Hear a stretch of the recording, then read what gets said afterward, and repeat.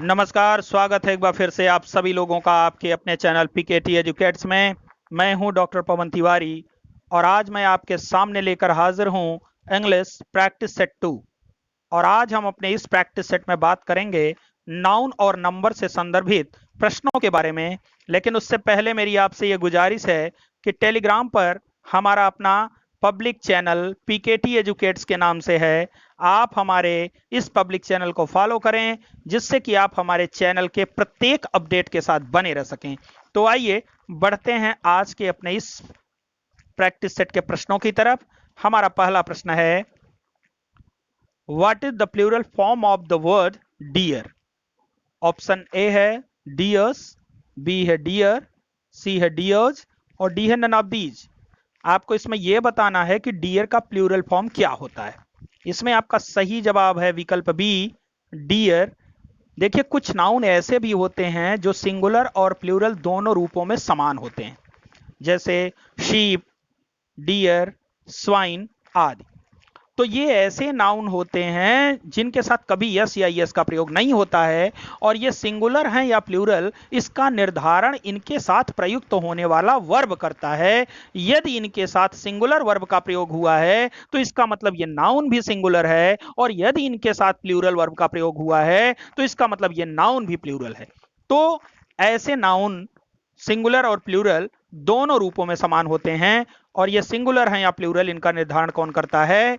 Verb करता है। इसलिए डियर का प्लूरल डियर ही होगा। विकल्प बी आपका यहां पर सही है। आइए बढ़ते हैं अपने अगले प्रश्न की तरफ। हमारा अगला प्रश्न है,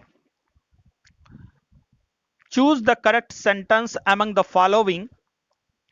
विकल्प ए है the sheeps are grazing in the field, B है the swines are wandering here and there in search of water and mud, C है the deer was running in the forest और डी है the deers are sitting in the field. आपको इसमें यह बताना है कि कौन सा वाक्य सही है, और इसमें आपका सही विकल्प है C, the deer was running in the forest. यह वाक्य आपका इसमें सही है।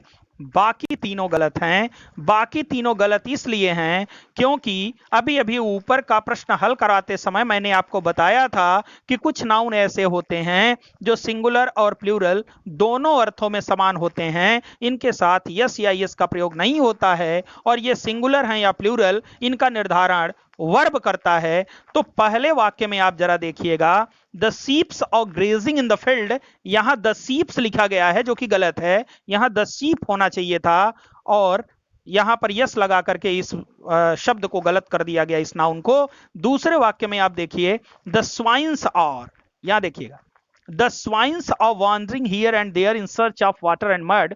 मैंने आपको बताया स्वाइन भी ऐसा ही नाउन होता है जिसके साथ कभी भी यस या यस का प्रयोग नहीं किया जाता है।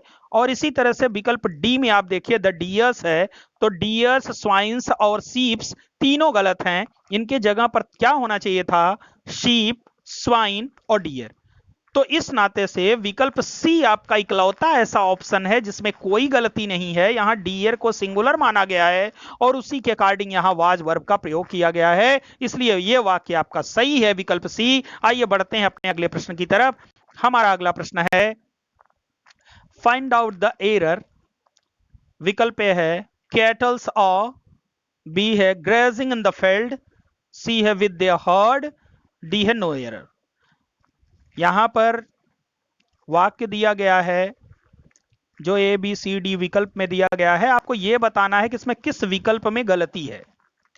तो इसमें आपका सही जवाब है, इसका मतलब पार्ट ए में गलती है, कैटल्स। कैटल्स नहीं होना चाहिए, इसके जगह पर होना चाहिए था cattle. Cattle are grazing in the field with their herd, ऐसे वाक्य बनना चाहिए था। वास्तव में कुछ नाउन देखने में सिंगुलर जैसे लगते हैं, लेकिन वास्तव में वे सिंगुलर होते नहीं हैं, वो सदैव प्लूरल होते हैं, और उनके साथ कभी भी यस या यस का प्रयोग करके उन्हें प्लूरल नहीं बनाया जाता है। और ऐसे नाउन में आपका कैटल भी आता है।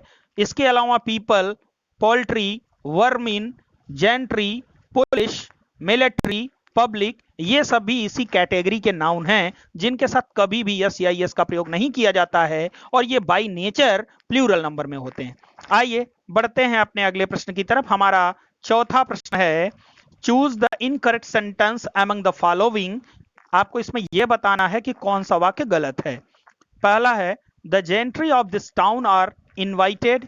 बी है the police have arrested the thief. C है the people of America is rich. और डी है नन ऑफ दीज। इसमें आपका जो गलत वाक्य है वह है विकल्प सी। विकल्प सी में गलती है क्योंकि द पीपल प्लूरल नाउन है और इसके साथ इज का प्रयोग नहीं होना चाहिए, आर का प्रयोग होना चाहिए। बाकी तीनों वाक्य आपके अगर देखे जाएं तो डी का तो कोई मतलब ही नहीं है, लेकिन जो दोनों वाक्य हैं आपके सही हैं क्योंकि द जेंट्री यह भी प्लूरल नंबर में है और पुलिस भी प्लूरल नंबर में है, इसलिए जेंट्री के साथ आर नॉट का प्रयोग किया गया और यहां पुलिस के साथ हैव का प्रयोग किया गया जो सर्वथा उचित है। लेकिन विकल्प सी में द पीपल ऑफ अमेरिका माने अमेरिका के लोग धनी हैं, यहां पर पीपल के अनुसार वर्ब इज का प्रयोग नहीं किया गया है, यहां आर का प्रयोग होना चाहिए था जो गलत हो गया। इसलिए विकल्प सी आपका इसमें गलत है। The people of America are rich होना चाहिए था, लेकिन यहां हो गया क्या, the people of America is rich. तो विकल्प सी आपका यहां पर गलत है। आइए बढ़ते हैं अपने अगले प्रश्न की तरफ। हमारा अगला प्रश्न है what is the meaning of the word peoples. Peoples शब्द का अर्थ क्या होता है। विकल्प ए है नेशन, बी है सोसाइटी, सी है फैमिली और डी है मैन। इसमें आपका सही जवाब है विकल्प ए नेशन। जी हां, आप जानते हैं कि पीपल ऐसा नाउन है जिसके साथ यस या यस का प्रयोग नहीं किया जाता। मैंने अभी ऊपर के प्रश्न में आपको बताया था कि बहुत सारे नाउन ऐसे होते हैं जिनके साथ कभी भी यस या यस का प्रयोग नहीं किया जाता है और ये बाय नेचर प्लूरल नंबर में होते हैं। जैसे मैंने आपको बताया था cattle, people, poultry, vermin, gentry, police, military और पब्लिक, ये सब ऐसे ही नाउन है। लेकिन ध्यान रखिएगा पीपल के साथ अगर कभी भी यस जोड़ दिया जाता है तो वह लोग का बोध नहीं कराता बल्कि उसका अर्थ राष्ट्र हो जाता है और नेशन का अर्थ राष्ट्र होता है।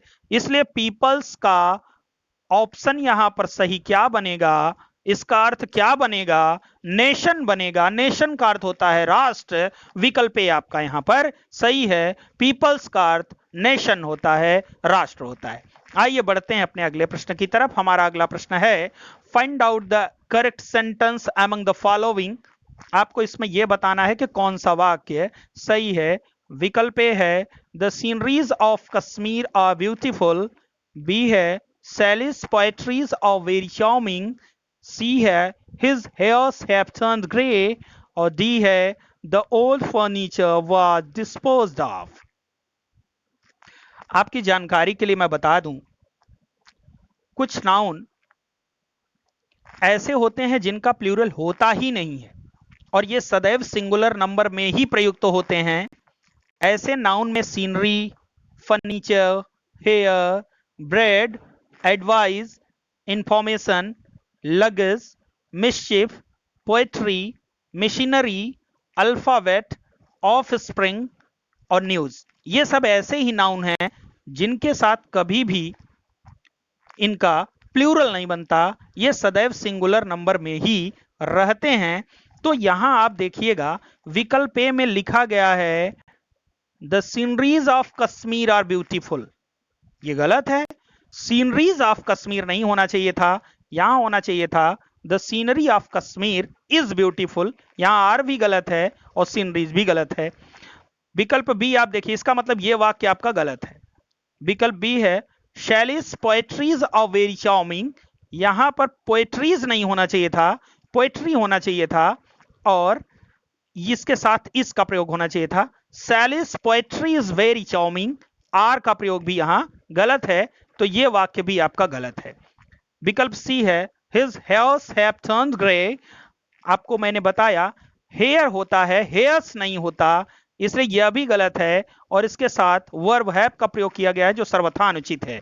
तो यहां होना चाहिए था his hair has turned grey, ऐसे वाक्य बनना चाहिए था, तो यह भी गलत है। विकल्प डी है the old furniture was disposed of, ये वाक्य आपका सही है। इसमें फर्नीचर्स नहीं किया गया, फर्नीचर ही हो गया।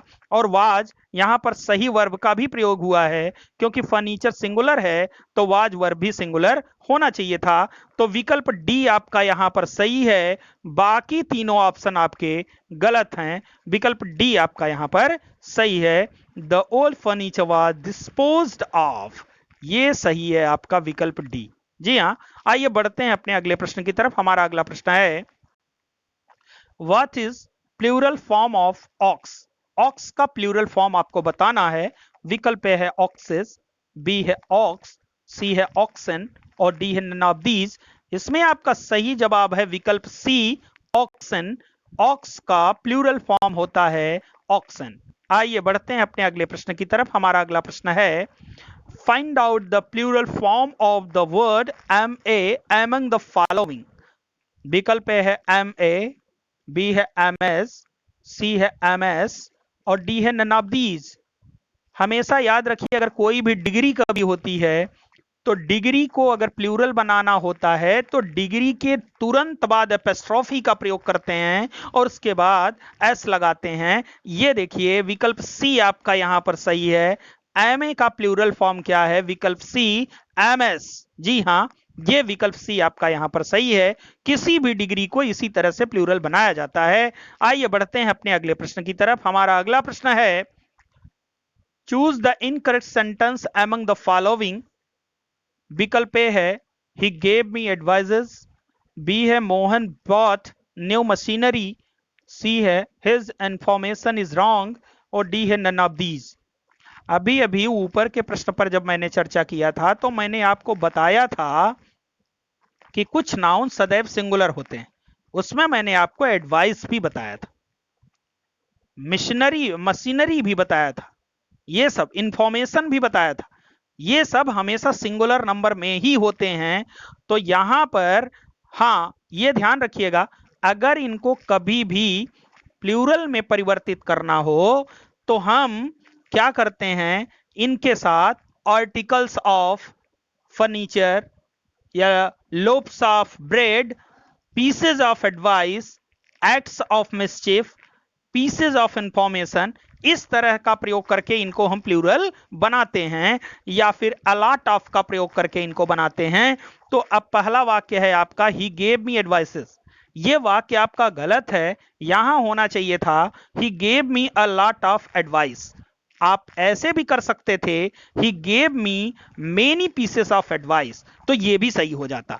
लेकिन यहां पर इस वाक्य में गलती ये हो गई कि एडवाइस का प्लूरल बना दिया, जो कि सर्वथा अनुचित है, इसलिए इस वाक्य में गलती है। बाकी दोनों वाक्य आपके सही हैं, तीसरे का तो कोई मतलब ही नहीं है।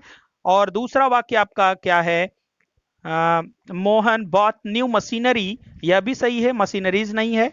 ठीक है, वेरी गुड वेरी गुड, सही वाक्य है। His information is wrong, information भी यहाँ सिंगुलर में प्रयुक्त हुआ, ये भी सही है। नन ऑफ दिस का कोई मतलब नहीं है। विकल्प ए में आपके गलती है, एडवाइस होना चाहिए था, यहाँ अ लॉट ऑफ एडवाइस होना चाहिए था और मेनी पीसेस ऑफ एडवाइस होना चाहिए था। एडवाइजेज नहीं होता है, यह ऑप्शन आपका गलत है, इसलिए विकल्प ए आपका गलत वाक्य है, यही इनकरेक्ट सेंटेंस है। बाकी सब आपके ऑप्शन सही हैं। आइए बढ़ते हैं अपने अगले प्रश्न की तरफ। Fill in the blank with appropriate option, this house is made of. 4 option दिए गए हैं, आपको बताना है कि इसके बाद लिखा क्या जाएगा। विकल्प ए है ब्रिक एंड स्टोन, बी है ब्रिक्स एंड स्टोन्स, सी है ब्रिक्स एंड स्टोन और डी है ब्रिक एंड स्टोन्स। हमेशा याद रखिए, मैटेरियल नाउन सदैव सिंगुलर नंबर में यूज होता है, मैटेरियल नाउन को कभी प्लूरल नंबर में प्रयोग नहीं करते हैं, इसलिए ब्रिक एंड स्टोन विकल्प ए आपका यहां पर सही है, ब्रिक्स एंड स्टोन्स नहीं होना चाहिए। This house is made of brick and stone, ये वाक्य आपका इसमें सही होगा। तो ब्रिक एंड स्टोन होना चाहिए, ब्रिक्स एंड स्टोन्स या ब्रिक्स एंड स्टोन या ब्रिक एंड स्टोन्स नहीं होना चाहिए। और इस प्रकार से विकल्प ए आपका यहां पर सही है। मैटेरियल नाउन हमेशा सिंगुलर नंबर में प्रयोग किए जाते हैं, प्लूरल नंबर में प्रयोग नहीं किए जाते हैं। और इसी के साथ आज हमने अपने इंग्लिश के इस दूसरे प्रैक्टिस सेट को समाप्त किया है। मुझे पूरी उम्मीद है कि सारे प्रश्न आपको समझ में आए होंगे। तो इसी के साथ अब मैं लूंगा आपसे विदा। That's all, thanks to all of you.